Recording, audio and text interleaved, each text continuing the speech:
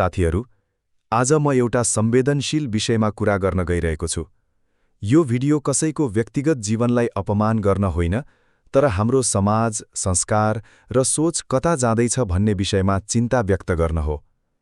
आजकाल सामाजिक सञ्जाल खोल्ने बित्तिकै पैसा, विदेशी जीवनशैली र देखावटी सुखको पछि दौडिरहेको समाज देखिन्छ। आफ्नो देश, आफ्नो संस्कृति, आफ्नो मान सम्मान भन्दा पनि डलर र सुविधा ठूलो बन्न थालेको छ। अनि यही बीचमा यस्ता घटनाहरू बाहिर आउँछन् जसले धेरै नेपालीहरूको मन दुखाउँछन्। एक नेपाली चेली जसले आफ्नो जीवनको निर्णय एउटा धेरै उमेर पुगेको विदेशी व्यक्तिसँग विवाह गरिन्।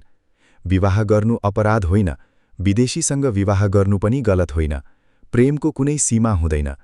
तर जब समाजले त्यसलाई केवल पैसाको लागि गरिएको निर्णय भनेर हेर्न थाल्छ, त्यहाँबाट प्रश्न उठ्न थाल्छ। साथीहरू, नेपालको छोरी भनेको केवल एउटा व्यक्ति होइन, ऊ हाम्रो संस्कारको प्रतिनिधि पनि हो। हामीले संसारभर मेहनत गरेर नेपालको नाम चिनाएका छौं। तर जब पैसा र सुविधाको लागि आफ्नो आत्मसम्मान नै बेचिएको जस्तो देखिन्छ, तब मानिसहरू दुखी हुन्छन्। आजको पुस्तामा एउटा खतरनाक सोच बढ्दैछ, पैसा भए सबै ठीक। तर के साँच्चै पैसा नै सबै कुरा हो त? मान सम्मान छैन भने आत्म बेचेर कमाएको धनले के खुसी दिन सक्छ? हामी कसैको व्यक्तिगत जीवनको न्यायाधीश होइनौं, तर समाजमा के सन्देश गइरहेको छ भन्ने कुरा पनि महत्त्वपूर्ण हुन्छ। आज धेरै युवतीहरू सामाजिक सञ्जालमा विदेशी नागरिकसँग विवाह गरेर विलासी जीवन देखाउँछन्, अनि साना बहिनीहरूले पनि त्यही सपना देख्न थाल्छन्। नेपालमा दुःख गर्नुभन्दा विदेशीसँग बिहे गरे जीवन बनिहाल्छ। तर जीवन केवल पैसा होइन, जीवनमा आत्मसम्मान चाहिन्छ, आफ्नो देशप्रतिको माया चाहिन्छ, आफ्नो संस्कृतिप्रतिको गर्व चाहिन्छ। साथीहरू, हामीले नेपाली चेलीहरूलाई दोष दिएर मात्र हुँदैन, समाजले पनि सोच्नुपर्छ, किन हाम्रो देशमा युवाहरू भविष्य नदेखेर विदेश र पैसाको पछि कुदिरहेका छन्? किन आफ्नै देशमा सम्मानजनक अवसर छैन? किन पैसा नै सबैभन्दा ठूलो सपना बनिरहेको छ? आज आवश्यक कुरा गाली होइन, चेतना हो। हामीले आफ्नो छोरी बहिनीलाई यस्तो शिक्षा दिनुपर्छ कि उनीहरूले आफ्नो मूल्य पैसासँग तुलना नगरून्, किनकि नेपालीको पहिचान केवल गरिबी होइन, इमान र संस्कार पनि हो।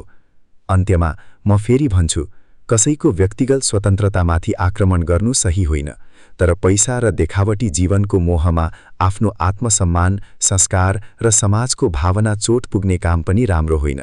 समय बदलिँदैछ, तर आफ्नो जरा नबिर्सौं। डलर ठूलो होला, तर आफ्नो देशको इज्जत त्योभन्दा धेरै ठूलो हुन्छ। साथी, आमाले 9 महिना कोखमा राखेर जन्माएकी छोरी एक दिन पैसा र सुविधाको चमकमा यति टाढा पुग्छे कि आफ्नो गाउँ, आफ्नो भाषा, आफ्ना मान्छे सबै पराई जस्तो लाग्न थाल्छ। बाबुले जिन्दगीभर पसिना बगाएर हुर्काएको छोरी, जसलाई डोलीमा खुसी साथ पठाउने सपना थियो, आज समाजको कुरा सुनेर भित्रभित्रै रोइरहेका हुन्छन्। कुनै बेला बाबुको काँधमा बसेर म कहिल्यै टाढा जान्न भन्ने छोरी आज डलरको शहरमा हराएकी हुन्छे। तर कसैले देख्दैन विदेशको चम्किलो फोटोभित्र कति एक्लोपन लुकेको हुन्छ भनेर।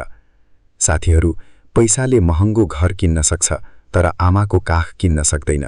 पैसाले विलासी जीवन दिन सक्छ, तर आफ्नै माटोको माया दिन सक्दैन। कहिलेकाहीँ रातको एकान्तमा आफ्नो गाउँ सम्झेर आँसु झार्नेहरू धेरै हुन्छन्, तर त्यो आँसु सामाजिक सञ्जालमा देखिँदैन। आफ्नो देशको गरिबीलाई घृणा गरेर हिँडेका धेरै मानिसहरू पछि गएर बुझ्छन्, गरिब देशभन्दा पनि आफ्नो पहिचान गुमाउनु धेरै ठूलो पीडा रहेछ। आमा बुढी हुँदै जान्छिन्, बाबुको हात काप्न थाल्छ, तर छोरी भने हजारौं किलोमिटर टाढा नक्कली मुस्कान बोकेर फोटो खिचिरहेकी हुन्छे। त्यो फोटोमा खुशी देखिएला, तर भित्र कतै न कतै आफ्नो माटो छुटेको पीडा सायद चिच्चाइरहेको हुन्छ। त्यसैले हामी नेपालमा बसोबास गर्ने सबै दिदीबहिनीहरूले आफ्नो नेपालको इज्जत नबिर्सौं। हस्त। धन्यवाद। घर किन्न सक्छ, तर आमाको काख किन्न सक्दैन। पैसाले विलासी जीवन दिन सक्छ, तर आफ्नै माटोको माया दिन सक्दैन। कहिलेकाहीँ रातको एकान्तमा आफ्नो गाउँ सम्झेर आँसु झार्नेहरू धेरै हुन्छन्, तर त्यो आँसु सामाजिक सञ्जालमा देखिँदैन। आफ्नो देशको गरिबीलाई घृणा गरेर हिँडेका धेरै मानिसहरू पछि गएर बुझ्छन्, गरिब देशभन्दा पनि आफ्नो पहिचान गुमाउनु धेरै ठूलो पीडा रहेछ। आमा बुढी हुँदै जान्छिन्, बाबुको हात काप्न थाल्छ, तर छोरी भने हजारौं किलोमिटर टाढा नक्कली मुस्कान बोकेर फोटो खिचिरहेकी हुन्छे। त्यो फोटोमा खुशी देखिएला, तर भित्र कतै न कतै आफ्नो माटो छुटेको पीडा सायद चिच्चाइरहेको हुन्छ। त्यसैले हामी नेपालमा बसोबास गर्ने सबै दिदीबहिनीहरूले आफ्नो नेपालको इज्जत नबिर्सौं। हस्त। धन्यवाद।